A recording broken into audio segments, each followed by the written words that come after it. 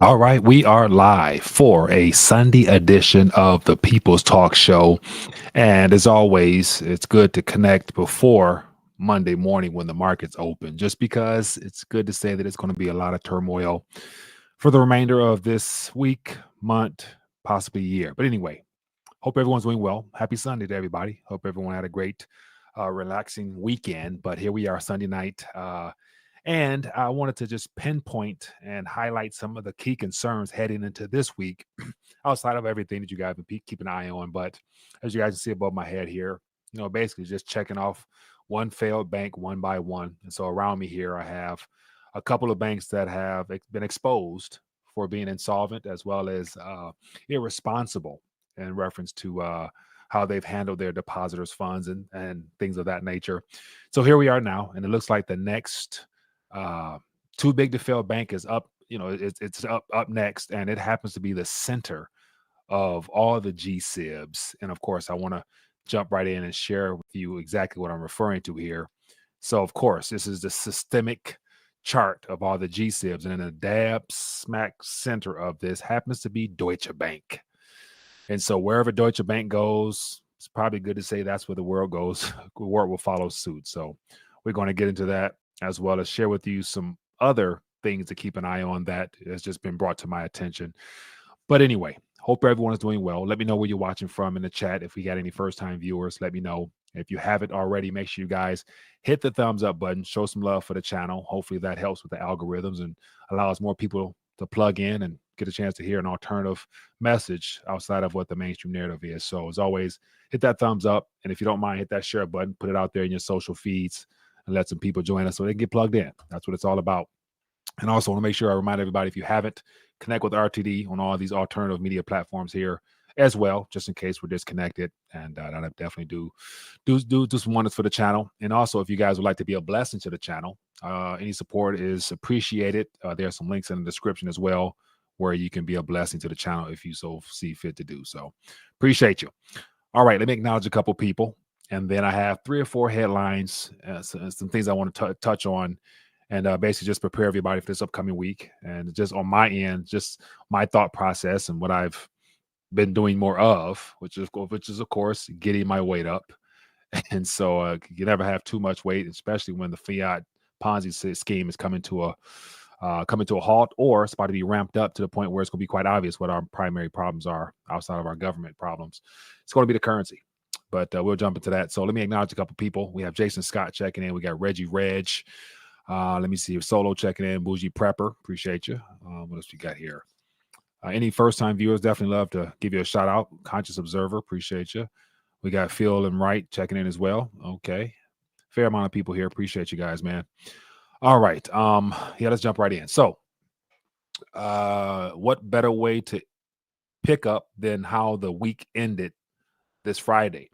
And it happens to be around a another secret meeting, closed door meeting, and the meeting. And I move my little graph here, and the meeting, of course, doesn't come by surprise whatsoever, just because there was another meeting that was held just 2 weeks ago, and as a result of that meeting came some what would be considered radical or emergency policy. And of course, we got the BTPF, whatever that special facility that was created to backstop the big depositor. So that was the first meeting. And so the question is, what comes next as far as tomorrow market opening because of this last meeting that took place on Friday? So I did a little what you call it, a little short, basically just describing this information here. But it says Yellen chairs a meeting of FSOC regulators amid a banking turmoil. So as of Friday,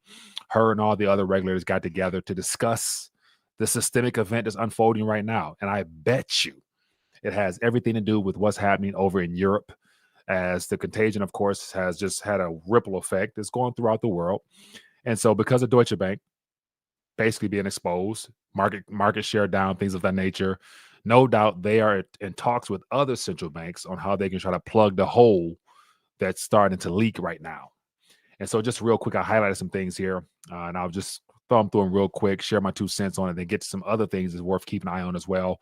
And of course, there's a lot of turmoil outside of the financial system that's unfolded as well. So we're going to get to that. And then I'm going to open the phone lines and I want to hear what you guys are keeping an eye on, what's on your radar. So if you got thoughts, ideas, suggestions, or whatever you're seeing in your neck of the woods, feel free to let us know when the phone lines open up. But real quick, it says U.S. Treasury Secretary Janet Yellen had a closed meeting with the Financial Stability Oversight Council on Friday. It says the Treasury said in a media advisory that the meeting was scheduled for Friday morning, and thus far, it has not provided any details or readouts of its conclusions. It says the body of financial regulators led by Janet Yellen, including the head of the Federal Reserve, the FDIC, Security Exchange Commission, regulatory agencies, last met on March 12th. And it says that was the same day the FDIC, Fed, and the Treasury announced emergency actions to backstop all the deposits. So basically, whenever they have these emergency meetings, the end result of that is some type of policy to basically solve their way of trying to solve some type of problem, but ultimately they're just making it worse. And so it says here the Friday FOC meeting came as the global banking contagion fears again caused European bank stocks to sharply fall. Deutsche Bank and UBS knocked by worries that the regulators and central banks have not yet contained the worst shock since 2008. Yellen again sought to calm fears of further bank deposit runs on Thursday, telling U.S. lawmakers that she was prepared to repeat actions taken in the Silicon Valley signature bank failures to safeguard uninsured bank deposits if failures threaten more deposit runs. It says those actions to invoke, quote, systemic risk exceptions were taken by Yellen. So just to sum that up for you real quick, the last meeting that took place March 12th were, as it says here too, it says to evoke systemic risk exceptions.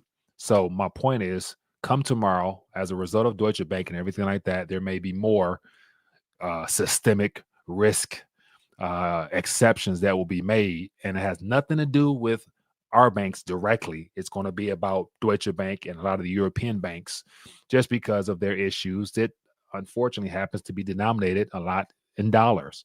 So that's just something that come tomorrow. I'm sure there's going to be another announcement of some kind. So we'll find out how that goes. So anyway, keep it moving. But I thought that was definitely worth something to start off with, because this is what it's all about right here.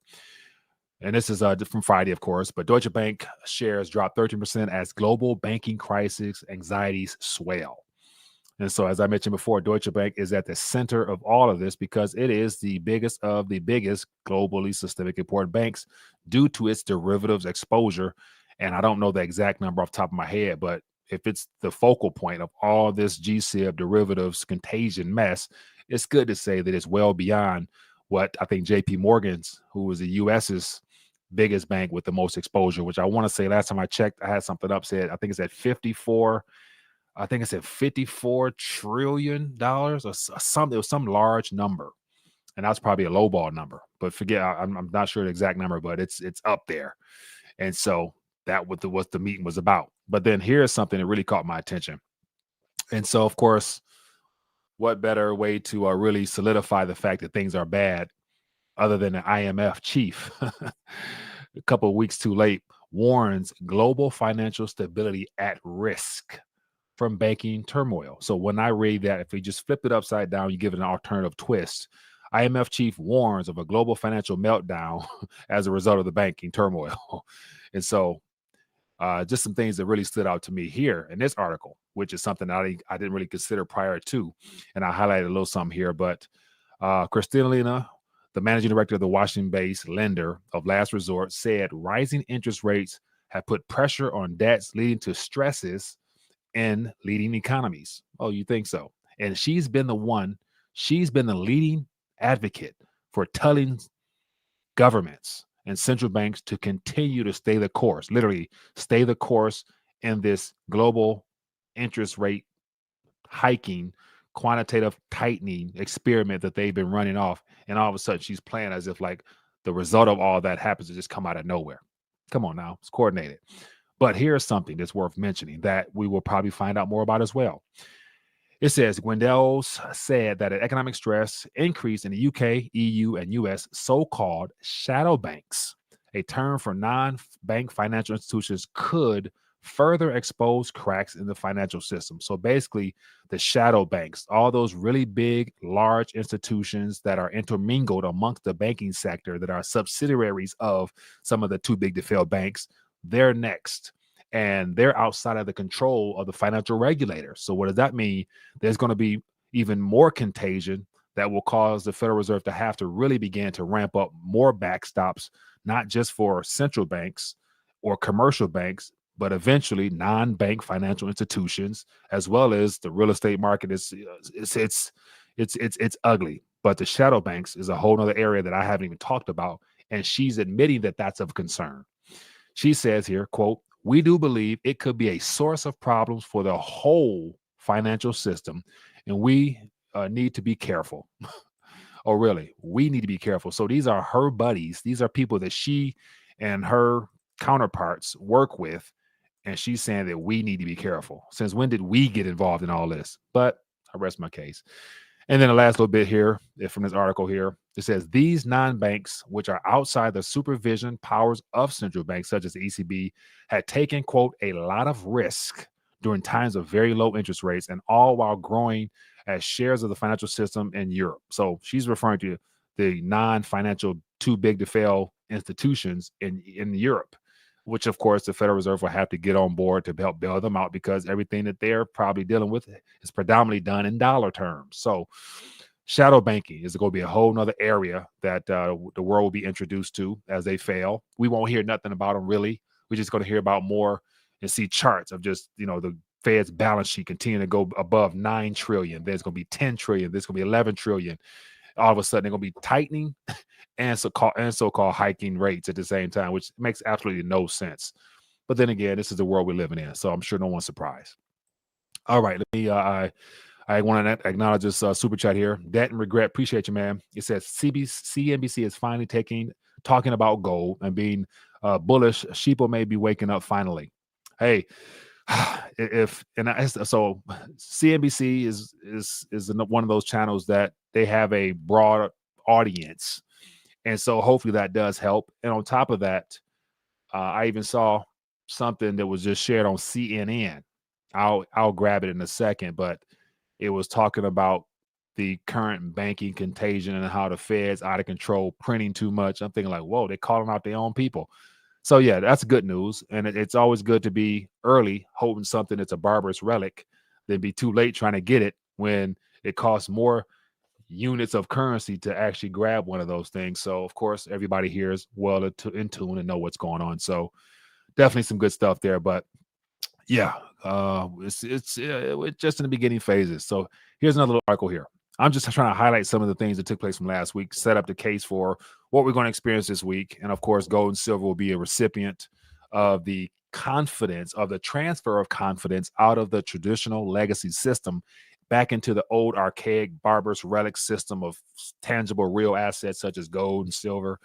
And of course, the speculative assets are going to get a pump as well. We know that, but nothing to really ride home with. But here's another little headline that caught my attention. And this is as a result of what's going on in Switzerland, because Switzerland has put themselves in a very bad predicament because they have put basically the too big to fail bank, i.e. Credit Suisse and UBS, ahead of their own citizenry in reference to the bailout policies that they put in place. Well, ultimately, the citizens of Switzerland will be on the hook.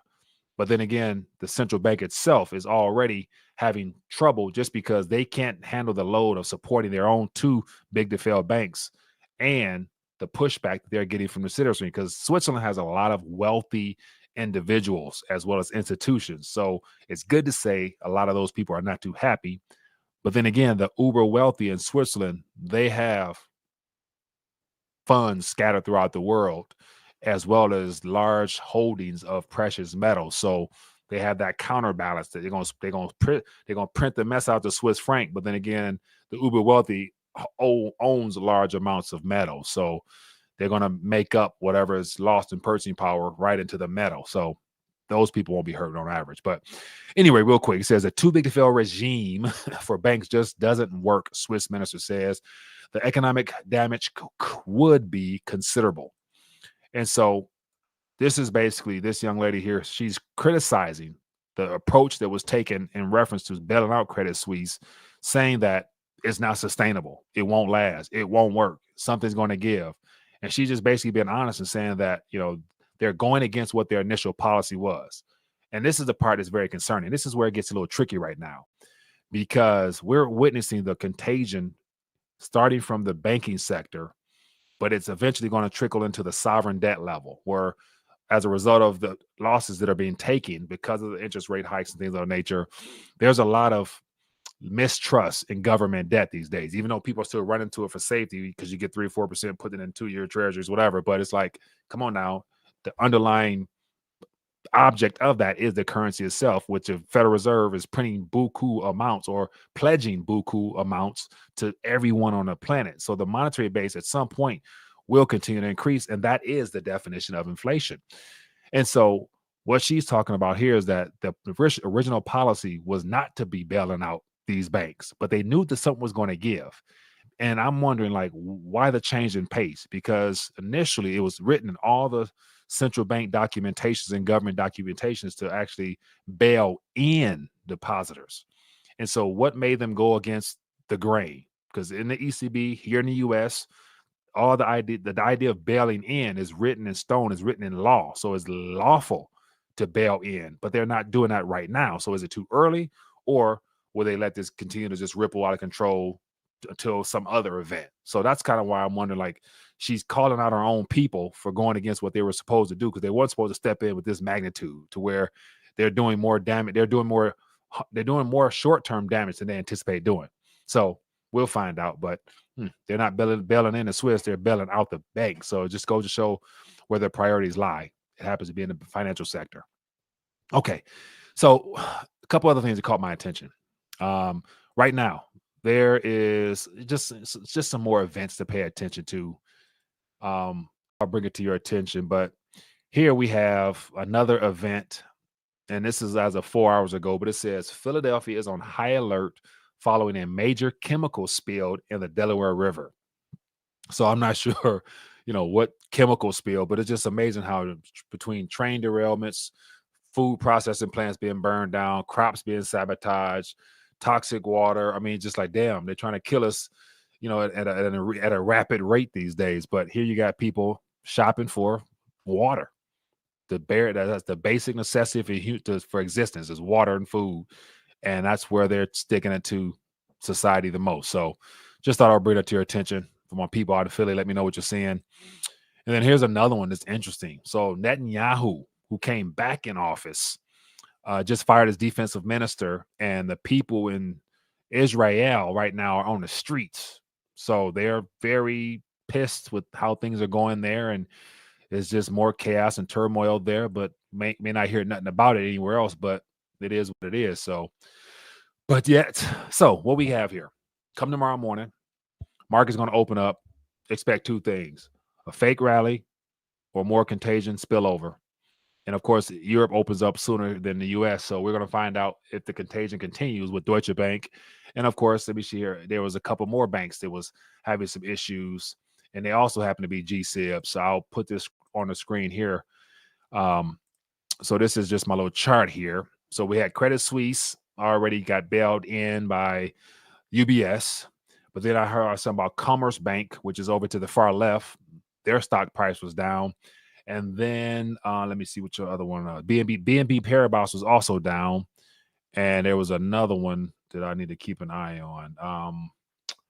I don't see it, but there's another. I think it's this back here, but I can't see what that word is because it's like more of an acronym. But anyway, so the contagion continues on, man, and it doesn't help confidence whatsoever in the system. The more people wake up, the more it's going to be a flight to safety. And of course, more people will be receptive and open to trying to figure out what to do with their life savings and all those future promises that tied up and denominated in dollars. And then also for the video I did earlier about the Kenyan president, Mr. Ruto, who basically gave a quick little speech. And of course, it goes a lot deeper than that segment that he mentioned about the dollar with the next couple of weeks, because I also think that there's going to be some banking. There's currently some banking issues in his country, which makes it a lot easier to talk about dollars. And so we'll find out what he's talking about there. But just no coincidence that there's a lot of pressure and concerns in the global economy about the current medium of exchange that the world has used for so long. Confidence in the actual fiat currency, aka the Federal Reserve System, and everything to do with the SWIFT and everything like that is being questioned because they're preparing some alternatives. So we'll find out what they are in the days ahead. But yeah, just thought you guys want to know. So as you see around me here, one by one. And so right here, let me see. Let me move myself out the way. I don't know where I'm at. Where am I at? Let me see here. Nope. So we got Deutsche Bank here. We got Credit Suisse. We got SVB. We got Signature Bank. And then we got Signature Bank here. Nope. Then we got Silvergate here. And then First Republic right here. So we got BMO, PNC, Goldman Sachs.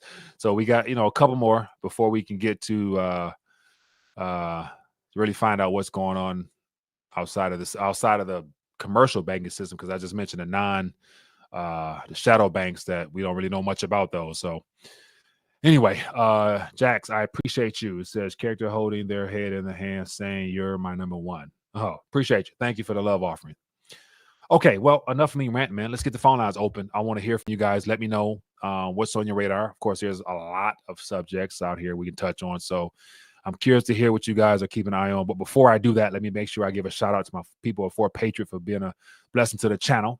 And I want to also make sure you guys continue to prepare, because you see all this chaos happening around us. You can never be too prepared in reference to having life's necessity. So hold on there, get your thoughts and calls ready, and we're going to take some calls in a second. You know that China is hoarding a massive amount of food? They will soon have over 2/3 of the globe's corn reserves, over half of its rice, and over half of its wheat.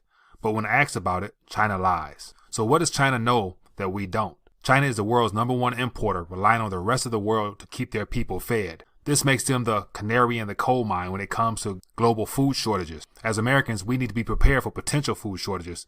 That's where Fort Patriot Survival Food comes in. Their kits are compact, stackable, and have received a 5-star review for their flavor and taste. And right now, you can get 10% off your first purchase by using code RTD at checkout at fortpatriots.com. Don't wait. Prepare today. Once again, use code RTD at fortpatriots.com and save 10% on your first purchase. All right, let's get the phone lines open and see what we got here. And yeah, let me know what's on your radar. Let's get somebody. Hello, caller. Where you calling from? Yeah, Steve, Region 9. Steve from FEMA Region 9. What's going on, my friend? Yeah, the Operation Sandman. I dropped the video in there for you from Steve Quell. Yeah. From last year. All right, I got it up right here. Let me put it on the screen here. All right, go ahead. Boy, give me your thoughts on that. I'll pass it forward. Yeah. He ran through it all last year on that. They're going to pick their day and time and pull the plug at their choosing. And I think you did a show. You did on it either the same day as that or the day after. I know we talked about it. Yeah. But anyway, if you can repost that video to people, so let them watch it and let him explain all of that Sandman. And that's all I have tonight. Yeah. And I'm out and just watch the rest of the show, bro. Good deal. Appreciate the call, my friend. I just forwarded over to the Telegram group. Appreciate you. All right, take care. Yep. Yeah. Good stuff, man. So yeah, like yeah, I mean, 'cause I do remember talking about last year, but I forgot about it, man. It's just, as so much stuff comes up, literally, like, I get so much new data, I forget about the old, and it's hard to go back to my old catalog and try to find stuff just because it's just I've been doing it for so long now. But appreciate you, man. All right, so what else you guys got on your radar? What else you keep an eye on? Anything coming up that's worth mentioning to the audience, or what you're seeing, or anything like that? Let me know. I want to find out because once again, as I mentioned, it's probably 1,000 subject matters that impact our lives in one way or another. And I'm sure certain people focus on more things than others. So I'm really going to keep my eye on events surrounding the Federal Reserve note, aka the dollar, just because that's kind of what drew me into this whole monetary literacy idea in the first place, just because I was fascinated with just what happens to currencies when governments destroy them. So I'm going to definitely try to keep my eye open more towards dollar related subjects. So that's why I rely upon you guys to bring other subjects related to the financial system, the political system, geopolitics, or the health scandal that's still being pushed down our throat, just because it's always good to stay in tune with a lot of things. And of course, for my believers, it gives us something to pray for, man. Like literally, there's so much stuff being thrown our way. We literally need to be spiritually charged daily to just fight the good fight of faith, just because your faith is tested one way or another. I mean, think about what's happening, with the current, employment side of things for people. Like a lot of people are being pressured financially, whether it be expenditures or this and that or whatever. It's just, it's always something that we can, need to pray for, man, and pray for each other. So I'm going to get back to that as well. Just, get caught up in so much stuff, I forget stuff. Anyway, hello, caller. What's your name? Where you calling from? Hey, Ted, how are you, Mike? I'm doing good, my friend. What's your mind tonight? Yeah, I'm a little confused with this whole dollar thing. Can they, if they start to hyperinflate, is that something that could take off quick, or do you think they'll take a certain length of time? This whole thing, I mean, I don't quite get that either, where just because they say, we're not going to use the dollar anymore, maybe for big business type stuff, but the people love the dollar all over the world. So right. Kind of wondering, what do you think, how that's all going to play out? Great question, man. So I think if that rumor of there being a certain day time that all the, assuming the BRIC plus nations have all agreed upon, because those are the ones that I'm sure would have the balls to try to pull something off of this magnitude, because it makes it so that you can't single one currency, one country, so the U.S. couldn't respond with a false flag on an event in that country if 100 plus countries decide to jump on board. And so ultimately saying that we won't ship nothing to the U.S. unless you give us something other than dollars, which means right there everything stops. So everything that's not already booked for and paid for already is not coming. So that means literally we're going to go through a major cramp of not having certain things, which I believe plays into the whole supply chain issue. And then moving forward, everything will flow in whatever currency they choose. It just won't happen here. And now, as far as the dollars is concerned, people, especially the populace in other countries, still rely upon the dollars as their savings mechanism. So it's still going to be utilized. Now, at what point does people realize that, hey, if I can't spend these dollars no more because my vendors locally in my country don't take them because of this, sanctions that the world placed on the U.S. and the SWIFT system, then at that point, it's like, trade them in and get rid of them as fast as you can. And how they all get back here, because a lot of them, especially in Argentina, they're in paper form. And so I'm not sure how they all get back here. So it might be a long, drawn out process, but I think the initial shock will be immediate because the financial markets will respond here to where it'll be obvious that the world has rejected the U.S. in reference to the financial system. So, but as far as hyperinflation, I don't know how that'll play out. Never lived during a time like that, so it'd be a first for me. But I'd imagine that the price of goods and services will go up because a lot of people are going to want more of the dollars that they do have just because of the lack of goods coming in. So prices are going to go up for sure.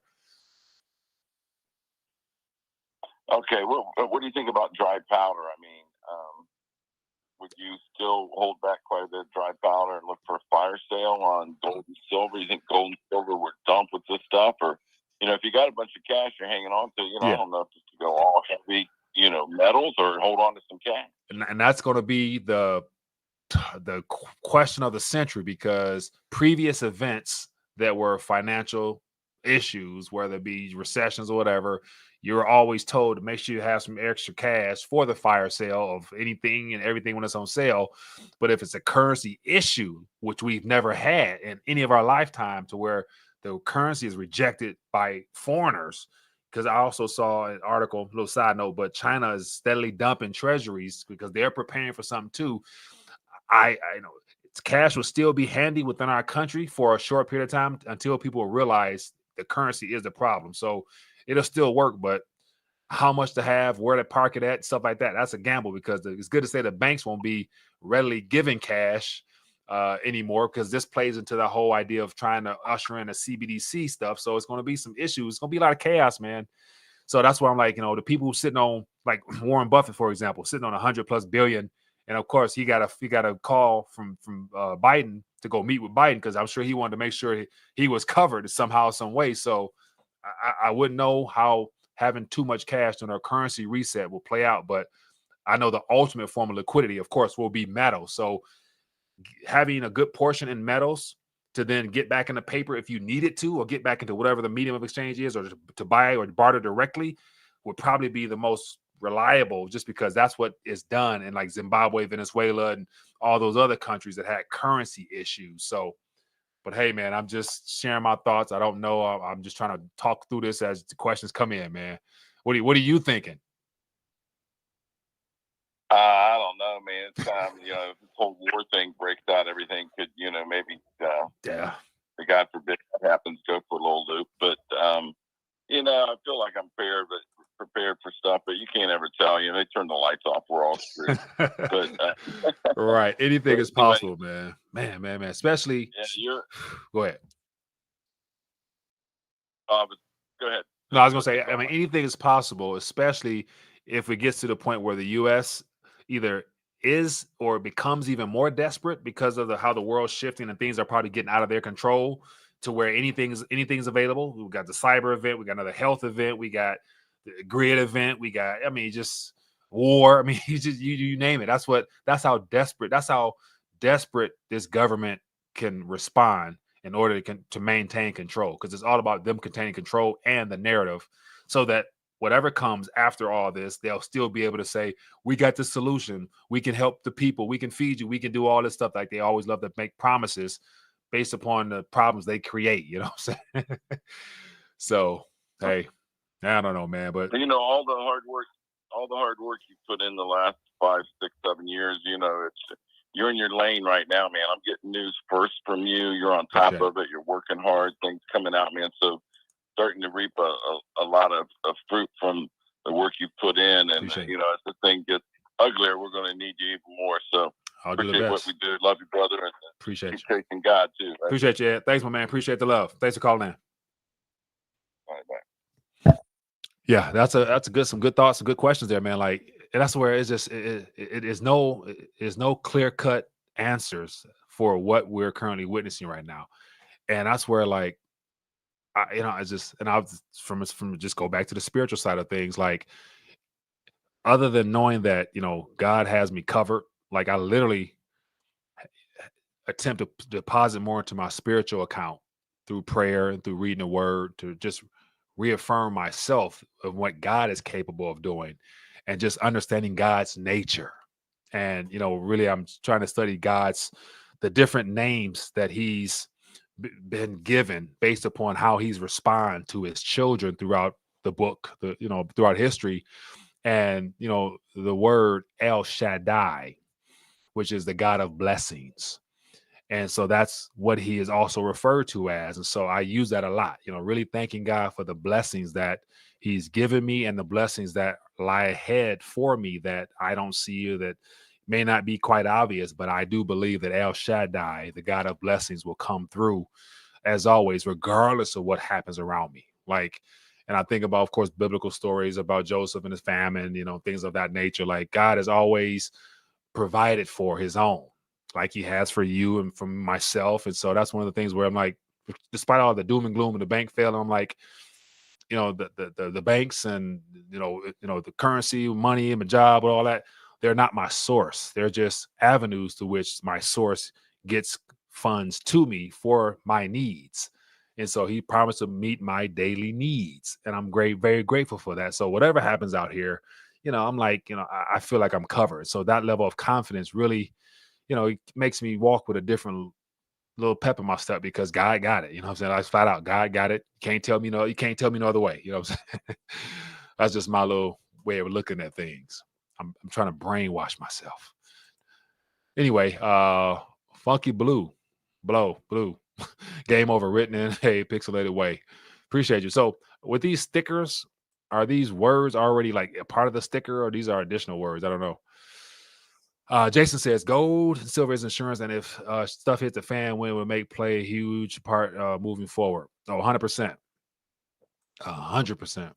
Ryan says precious metals at the medium of exchange in the John Wick series. Oh, yeah, my son went to go see it. I didn't see it. John Wick 4 is incredible. Really, he said it was long, but I don't mind, because I'm familiar with the other series, so I'm gonna definitely go check it out. Which one of you bought all the 1 ounce silver Wick 4 bars on AppMax?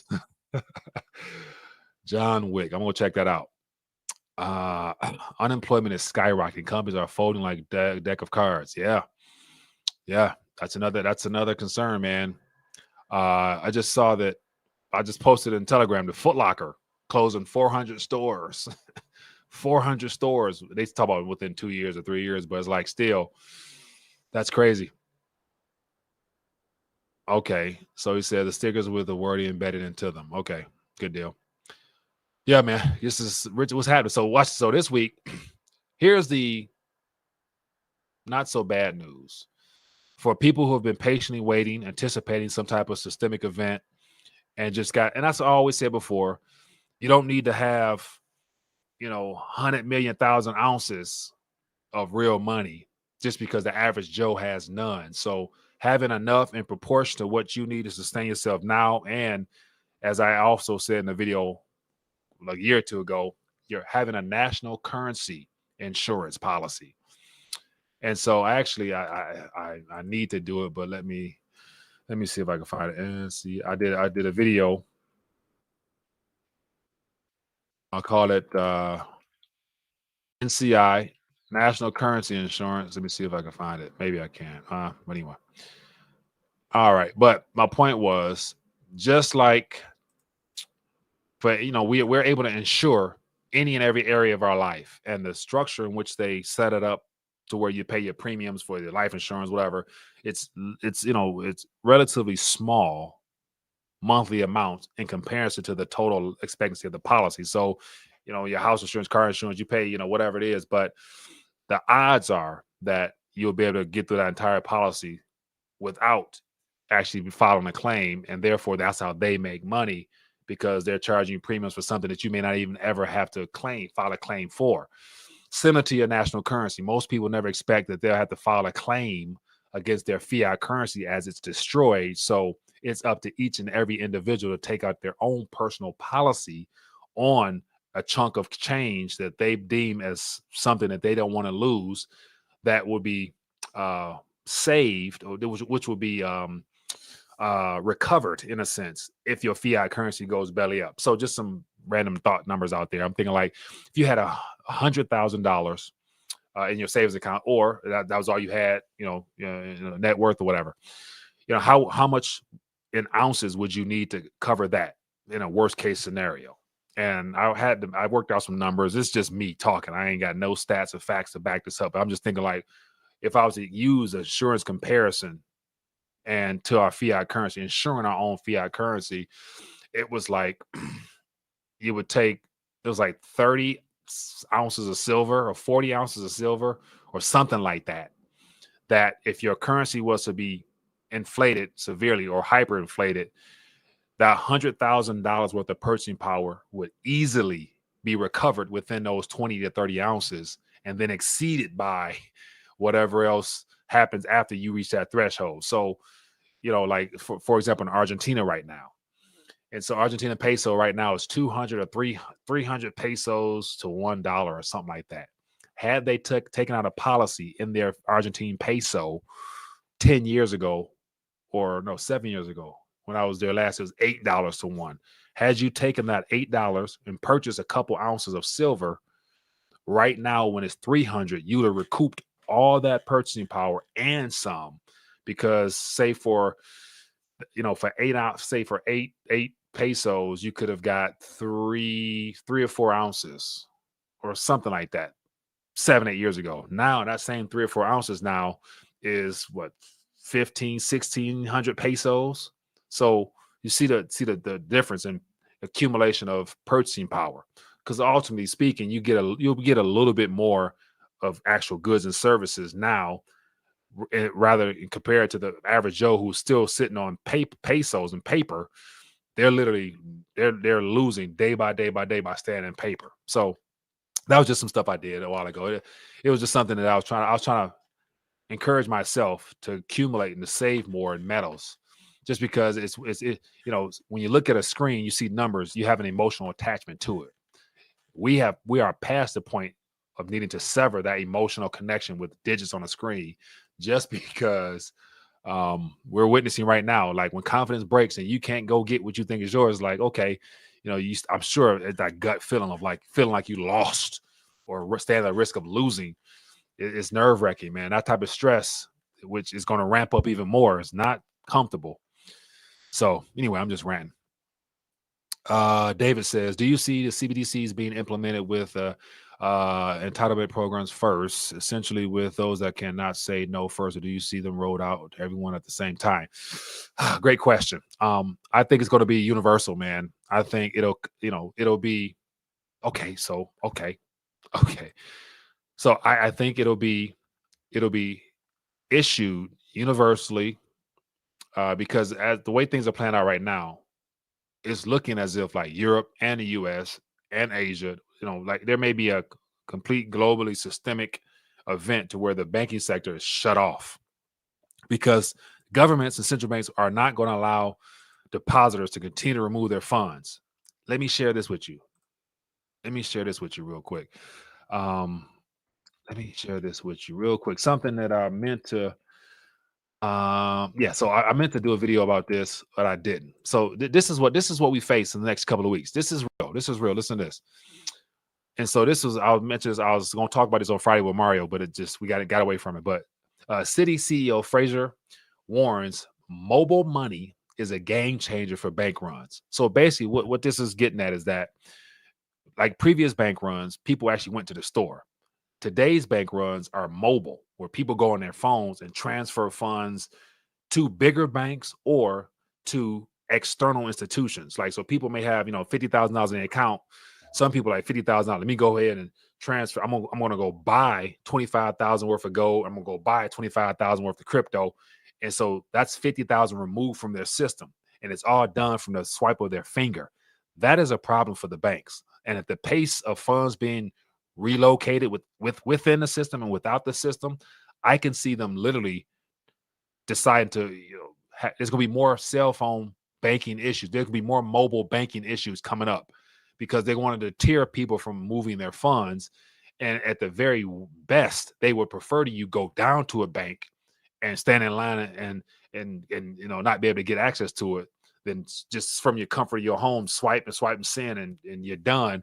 And it puts them on the hook for having to cover up these losses. So point in case is, within the next month or two, don't be surprised if mobile banking has issues or gets canceled, or they're going to dial back or start issuing limits on how much you can move, within a certain time frame, because of the issues with the banking sector right now. So that's just a little side note. But back to the question about CBDCs. CBDCs, I think, because of this mobile banking issue that they're having now, controlling the way funds flow, they're going to probably, somehow, some way, hit a switch, cut a switch off, plan an event that will be the excuse as to why no more currency can move from anybody's account. And then they're going to try to go through the legislative process to then issue a CBDC. And let me share something with you that one of the community members put in the Telegram that I was in the process of trying to do some research on before I mention it, but it's relevant now. And it has everything to do with the CBDCs, and it's playing right into what I was talking about a week or two ago about the need for legislation at the state level. Let me see if I can find it. So it's a list of all the states that apparently have some form of legislation on the books right now that is trying to change the UCC code. And so what I'm guessing is that in order to really have everything ready to go to Congress, they got to change it down at the very, very core of our legal system. And the UCC being the primary and the oldest structural, let me see, I can't even think of what part of the structure it is, but it's that important to where they're doing it now. And as I go through here, give me 1 second. I want to find, here we go. Bam. Okay. Let me grab this copy link. Give me 1 second here, and I'll share this with you. Copy message link. Yes. So let me just show this with you here. And for my people who want to do a little homework, just out of curiosity, shoot, let me grab it. So okay. So I can't grab it directly, but hold on 1 second. You guys gonna want to see this. You're going to want to see this. I'm sure you will. Watch this. So here's something that I encourage if you would like to. Let me got to copy, paste, send it somewhere else, tag it, track it, trace it. Bear with me. It'll be worth it. Copy link. Okay, so this is something that you guys can take a look at if you like. Here's on the screen right here. All right. Bear with me. It'll be worth it. I promise you. All right. So here is some things worth checking out. So I was in the process of trying to, validate one or two of these states. And I was in a car waiting, so I couldn't really get into it in depth. But here are some things that might be of interest to understand. So this is something that was pinned in the chat. It says, here's a list of states and bills that will facilitate the implementation of CBDCs. It says, if you don't want the Biden crime family exposed, jamming the World Economic Forum CBDC down your throat, you need to fight this. Look at the Substack if you need to know what to do about it, whatever. So this is from whoever, but just this snapshot here. So if you guys can see here, these are all bills that as of right now, 2023, have all been introduced. And so here are some bills: Arizona, Arkansas, California, and Colorado. So within these bills, they're saying that there's framework in there that has to do with the UCC code and the changing the definition of money, which is the UCC code is, and of course, Constitution, whatever, said gold and silver. But the UCC is like the international standard of business and commerce. That's why it's important, because they're trying to implement the verbiage of a digital asset, digital currency, digital this, digital that.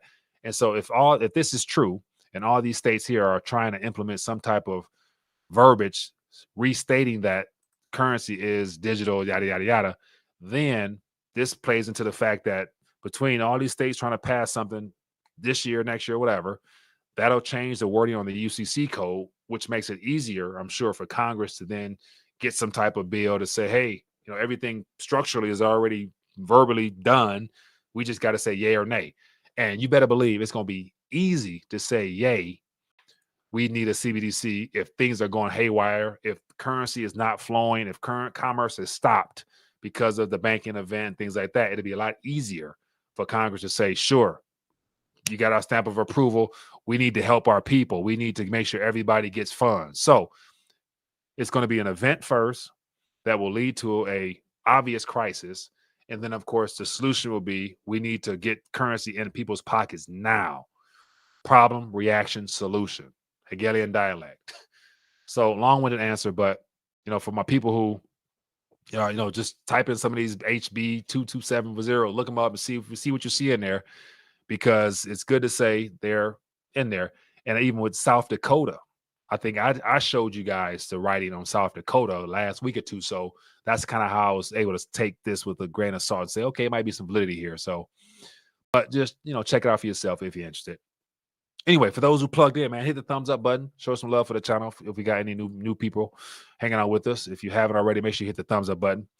Let's get some calls in. I apologize, I missed some calls. Hello, caller. Where we calling from? Yeah, Steve, we were reading that again. Steve, give me to me, man. What you got? Hey, Ron DeSantis. Mm-hmm. We didn't. You brought him up the other day. Yeah. Nobody really commented on him, but the dude is. I don't trust him. Mm-hmm. The dude's backed by the Koch brothers, mm-hmm. and he's into those secret society things too, etc. Mm-hmm. I sent you a video. Yep, I got it on the screen right now. Ron DeSantis is his skulls and bones, and he oversaw the torture of Guantanamo Bay. Yeah, I mean, so what he says about the CBDC and what he will do could be two different things. Yeah. But given more information I'm finding out about him, yeah, it's part of the game. Mm-hmm. That's the way. That's the way it appears to me, anyway. Right. I just, as much as I would like to believe that there's some people out here who really want to do right, and people who love the Lord and want to see change in a good way, get rid of the evil. I don't feel like DeSantis, Trump. man, it's just hard for me to jump on that bandwagon, man. Like, I don't know if if I'm giving up or if I'm losing hope, but it's like I just don't trust these cats, man. No, I agree with you. He's saying what he needs to say, and that's the way it appears to me. But people can watch the video and listen to the information themselves and see what they think. But when you're funded by the Koch brothers and stuff like that, you lose me just right there alone. Yeah. They're not going to invest in you. They're not going to invest in you unless they're going to get something in return. And it's like you wouldn't accept funds from them knowing that there's some strings attached to that. They're not doing it just for humanity's sake. They want to see you change things that's going to take funds out of their pocket. They putting a down payment in him. So, yeah. Correct. And he's in the secret society and stuff too. So, I mean, at that point, okay, I know that he said what he'll do with the CBDCs, with not allowing it. The larger agenda is what I'm looking at. And I'm sitting there going, I just can't trust that. Yeah. I just can't trust that he's done what he says, especially if he's being funded by these groups. That's a no-brainer for me. Yeah. I just can't trust that. That's just like Trump. Trump's still backing the jab. I mean, it's like Trump. Come on now. Yeah. Hey, I am not. I understand, man. And that's it gets harder as we move forward to really, of course you have to, I guess you got to lean on somebody at some point. You know what I'm saying? So if it's DeSantis or Hillary Clinton, then of course I'm gonna go with DeSantis. But I don't know, but I believe that at some point, we're gonna find out his true colors as well. And then MW mentioned his last 2 years, his administration. It says look at his last 2 years of his and trust his administration.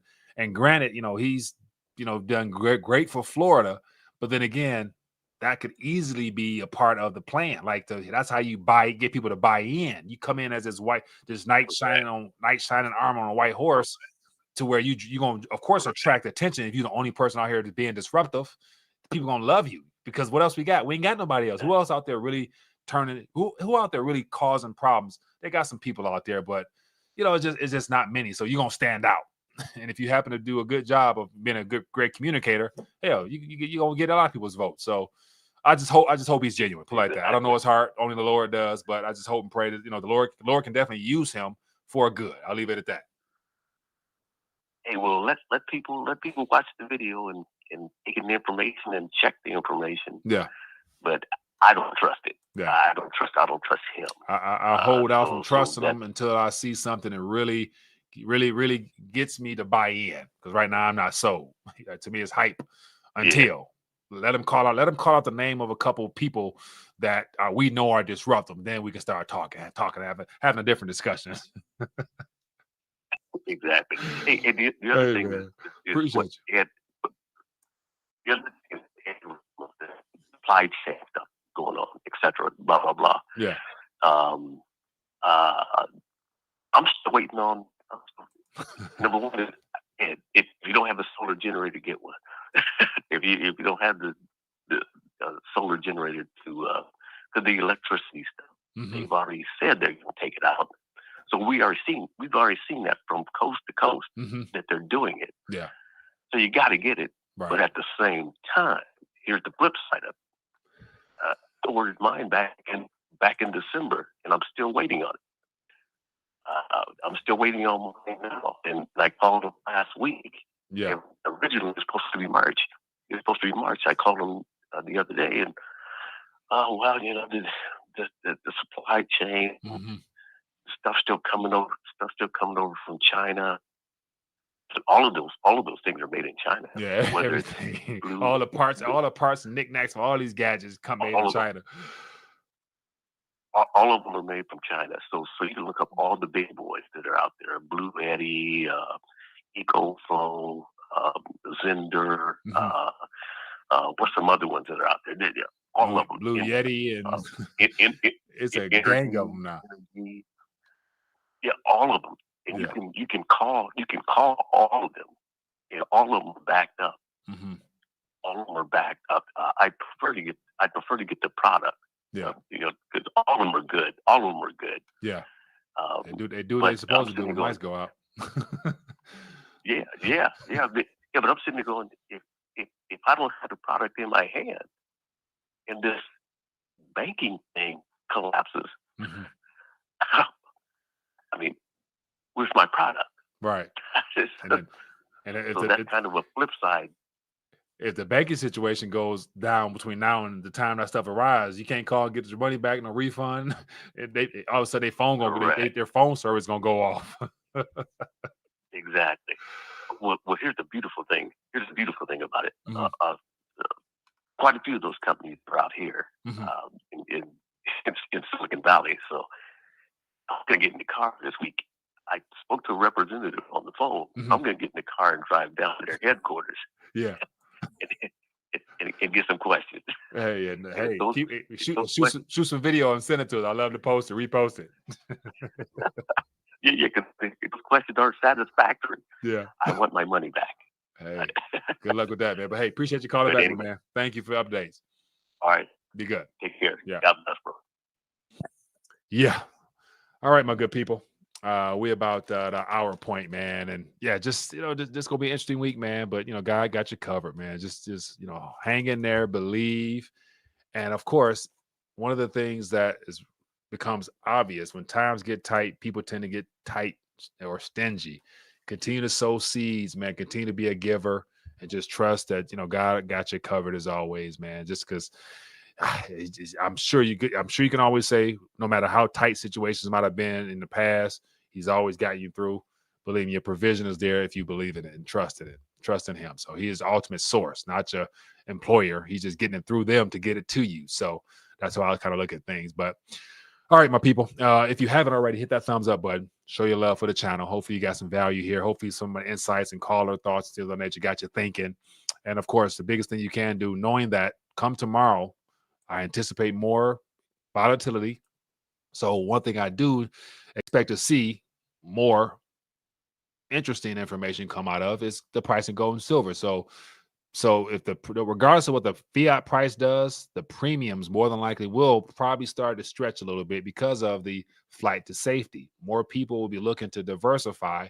And of course, gold and silver will probably be the preferred transfer out of banks into that and everything else. So you might have issues getting what you want, how you want it. So just grab it, hold on to it, because it cannot go to zero. That is an absolute certainty.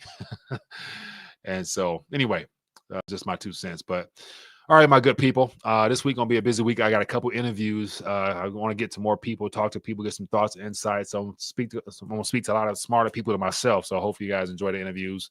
And what else? Yeah, back at it tomorrow, man. Same time, same place, Lord willing, and just continue to press forward. But I want you guys to be blessed, be safe, and of course, get your prayer game up. And actually, let's end with a little bit of prayer for all my prayer warriors out there.